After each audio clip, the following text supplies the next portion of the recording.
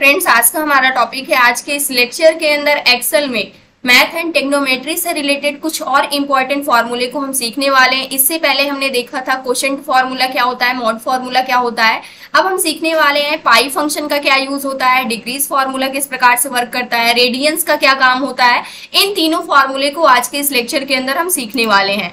तो सबसे पहले जब भी हम इन फॉर्मूले की बात करते हैं तो हमारे पास सबसे पहले एक पाई फॉर्मूला आता है, यानी कि एक पाई आता है। पाई की वैल्यू क्या होती है, अगर हम देखते हैं कि पाई की एग्जैक्ट वैल्यू क्या होती है तो हमारे पास या तो 22/7 लिख सकते हैं, ये हमारी पाई की वैल्यू होती है। या फिर इसकी वैल्यू अगर आप कैलकुलेट करना चाहते हैं कि 22/7 अगर हम इसको डिवाइड कर देते हैं 22/7 तो इस कंडीशन पे ये जो वैल्यू निकल के आ रही है ये भी पाई की वैल्यू होती है। लेकिन मैथ एंड टेक्नोमेट्री के अंदर डायरेक्टली हमें पाई फॉर्मूला दे दिया गया है। यहाँ पर अगर आप देखते हैं तो ये पाई फॉर्मूला दे दिया गया है। इसकी क्या वैल्यू होती है, टोटल एक्यूरेट 15 डिजिट्स तक यहाँ पर हम वैल्यू इसकी कैलकुलेट कर सकते हैं, जो कि एक कांस्टेंट वैल्यू होती है। पाई की वैल्यू कभी भी चेंज नहीं हो सकती है, जो एक कांस्टेंट वैल्यू होती है ये बदलती नहीं रहती है। मान लीजिए मुझे पाई फंक्शन की हेल्प से यानी पाई फॉर्मूले की हेल्प से वैल्यू कैलकुलेट करना है तो हम इक्वल करेंगे, उसके बाद हम पाई लिखेंगे, टैब कर देंगे, ब्रैकेट ओपन एंड क्लोज कर देना, इंटर कर देना है, तो सेम वैल्यू हमें क्या हो जाएगी, रिटर्न में मिल जाएगी।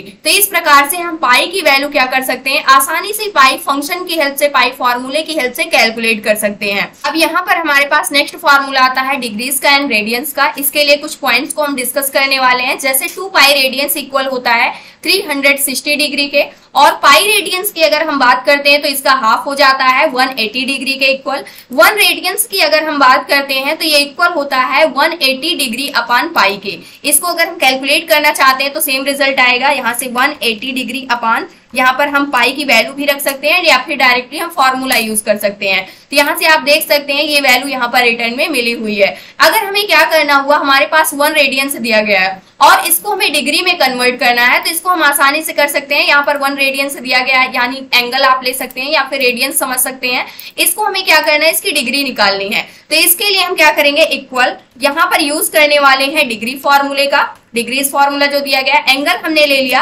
अब हमें चेक करना है कि 1 एंगल इक्वल कितने डिग्री के होता है, तो यहाँ से हमें पता चल जाएगा 57 पॉइंट समथिंग, जो कि सेम रिजल्ट यहाँ पर आया हुआ है।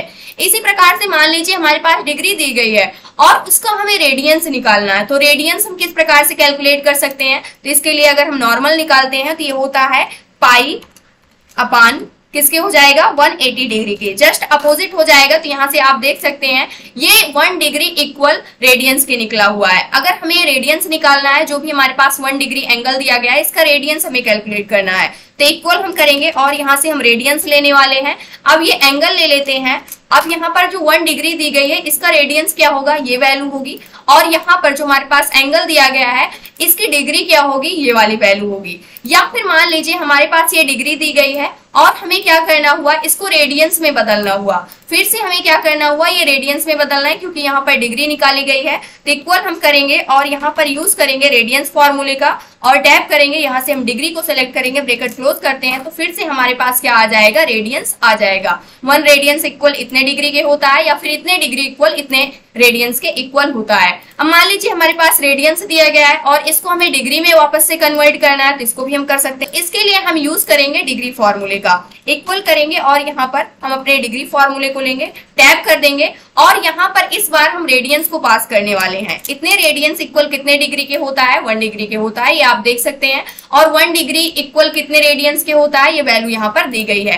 तो इस प्रकार से कोई सा भी एंगल अगर आपको दे दिया जाता है या फिर डिग्री दे दी जाती है तो उसका रेडियंस कैसे निकाल सकते हैं, या फिर रेडियंस दिया गया है तो उसकी हम डिग्री कैसे कैलकुलेट कर सकते हैं, या फिर नॉर्मली एंगल दिया गया है तो उसकी डिग्री और रेडियंस हम किस प्रकार से निकाल सकते हैं। तो ये हमारा होता है पाई, डिग्रीज एंड रेडियंस फॉर्मूला, जो कि हमारे मैथ एंड टेक्नोमेट्री के अंदर यहाँ पर दिया गया है। और भी काफी सारे फॉर्मूले हैं, धीरे धीरे करके हम सभी इंपॉर्टेंट फॉर्मूले को सीख लेंगे। तो ये था आज का हमारा टॉपिक। आई होप दोस्तों अगर आज की इन्फॉर्मेशन आपको अच्छी लगी हो तो प्लीज वीडियो को लाइक करना, चैनल को सब्सक्राइब करना और दोस्तों के पास